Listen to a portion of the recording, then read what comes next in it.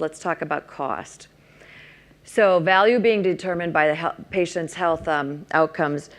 The thing we have to get serious about and just acknowledge is this fight about drug pricing. Healthcare spending it's a problem, as we all know. If you look at the US, we've hit over $3 trillion a year that we spend. We'll be spending over $8 trillion worldwide by 2020. We have got to be a part of the solution.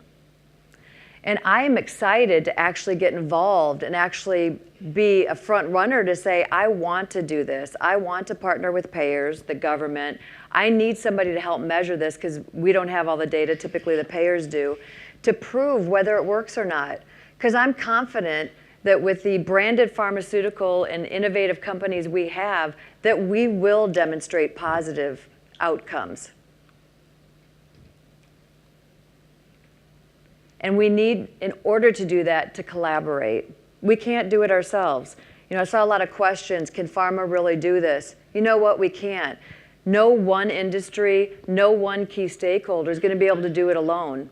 They need us, we need them, and if we actually all just put the patient in the center of everything we did, and we actually said, here's the patient journey, here's the issues we have, I believe we could collaborate a lot stronger instead of the self-interest or how do we survive what we're going through now, regardless of what your position is in healthcare.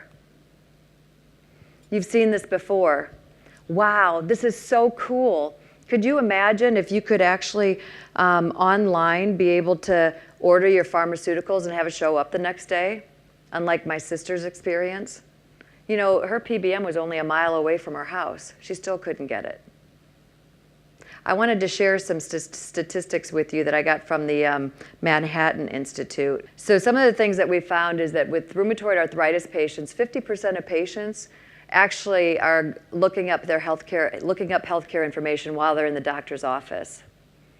We also learned that oncologists, the majority of oncologists would like to see virtual reality to help train them on how to use new therapies, especially as you think about things like CAR T therapy. It's no longer just giving an infusion or an injection. It's actually, what is this process and how do I do it? Another statistic that is great for us to hear is that 3 out of every 5 physicians believe that pharma should be delivering digital innovations right alongside the therapies, cutting-edge therapies that we actually deliver today. So 3 out of 5 physicians expect us not to just deliver the medicine, but to deliver the digital innovation with it. And that's where we need more collaboration as well.